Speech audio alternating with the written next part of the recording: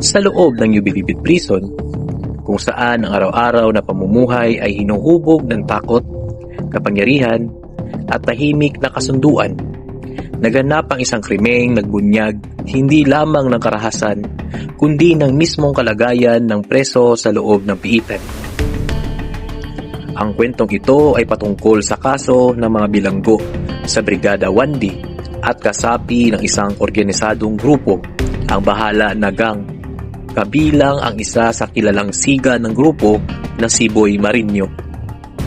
Si Boy Marinho ay naging sangkot sa mga krimeng robbery with homicide na naging dahilan ng kanyang pagkabilanggo. Sa gitna ng mabibigat na sentensya at kawalan ng inaasahang kalayaan, ay nakabuo ng isang plano ng paghihiganti. Isang sandali ng kapabayaan sa karaniwang rutina ang nagbukas ng daan sa pag-atake na ikinamatay ng kapwa nilang bilanggo. Isang pangyayaring umabot sa hukuman at humantong sa mas malalim na pagsusuri, hindi lamang sa krimen, kundi sa sistemang nagpalaki sa karahasang naganap.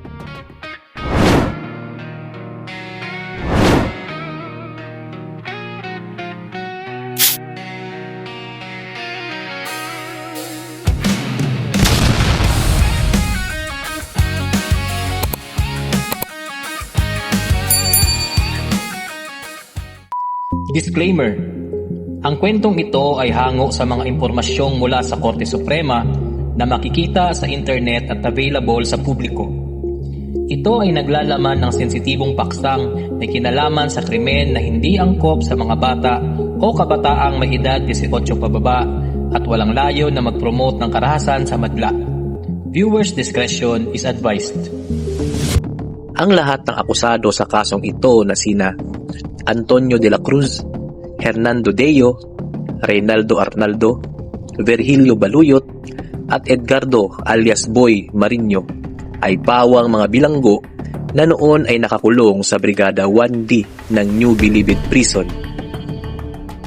Hindi sila mga karaniwang bilanggo.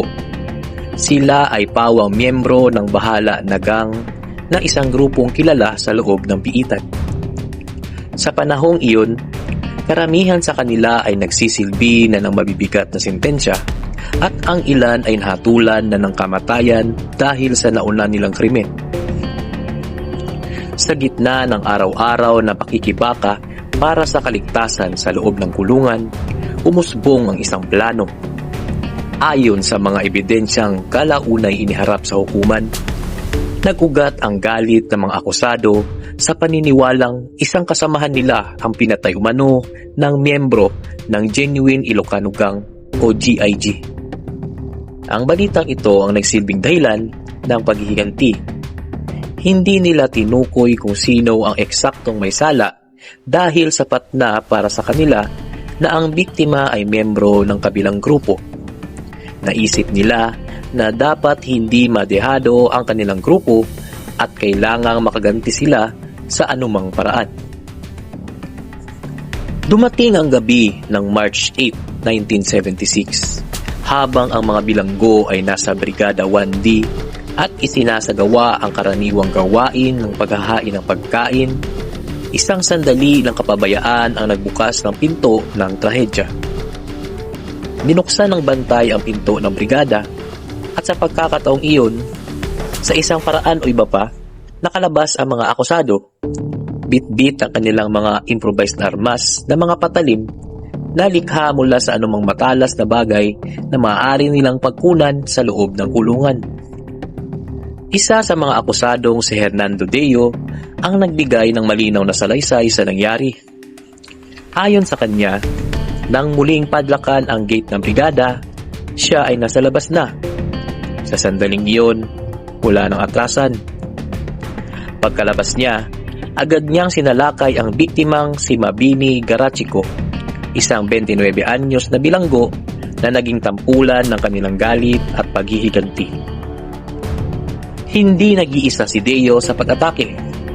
Sa salaysay ni Antonio de la Cruz na ibinigay matapos siyang lubos na paliwanagan ng kanyang mga karapatang konstitusyonal, kabilang ang karapatang manahimik at ang karapatang magkaroon ng abogado, inamin niyang bandang alas 5:45 ng hapon ay sinaksak niya si Mabini Garachico.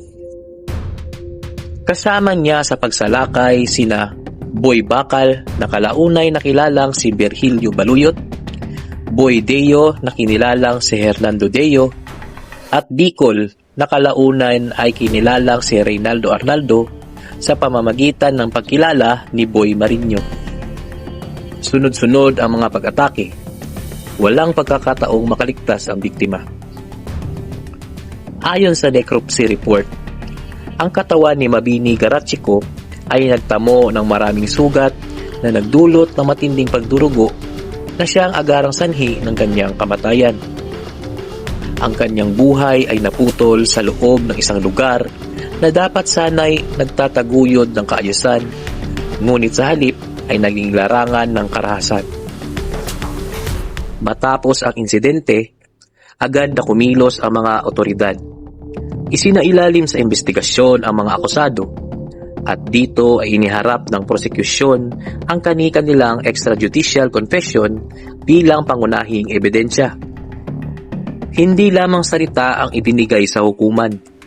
Iniharap din ang mga guhit ng sandatang ginamit at nang ihambing ang mga ito sa aktwal na mga patalim, napatunayang eksaktong tumugma ang mga sugat at hugis.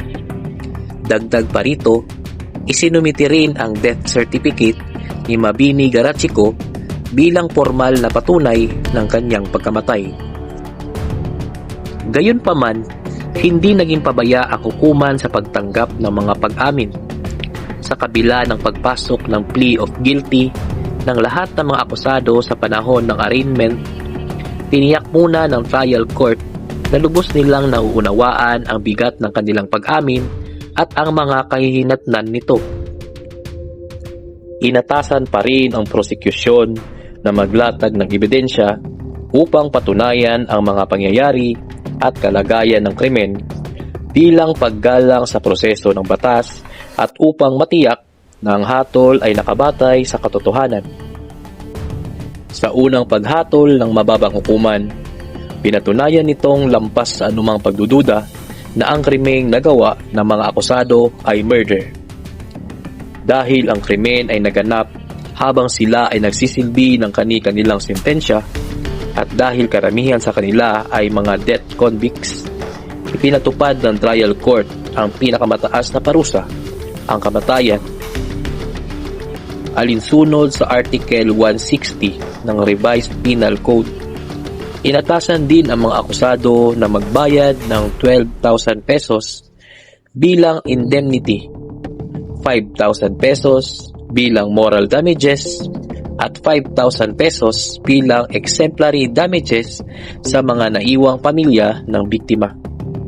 Nang umakyat ang kaso sa Korte Suprema, mas malalim ang naging pagsusuri. Hindi lamang ang krimen ang tiningnan ng hukuman, kundi pati ang kalagayan ng buhay sa loob ng pambansang bilangguan.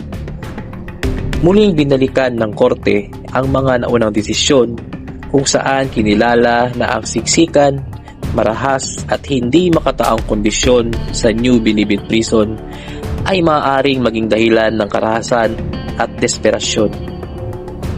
Ipinahayag ng mga akusado na ang hindi makatao na kondisyon ng piitan, ang araw-araw na takot, gutom at pakikibaka para sa kaligtasan ang isa sa mga dahilan na nagtulak sa trahedyang naganap. Sa liwanag ng mga pangyayaring ito, naniwala ang Korte Suprema na bagamat mabigat at hindi maitatanggi ang kasalanan, hindi nararapat ipataw ang parusang kamatayan. Sa huli, pinagtibay ng Korte Suprema ang hatol sa pagkakasala ng mga akusado, ngunit binago ang parusa. Mula sa kamatayan, ito ay binaba sa reklusyon perpetua o habang buhay na pagkakabilanggo. Pinanatili rin ang obligasyon nilang magbayad ng danyos sa pamilya ng biktima. Pisig ang panata, bahala na,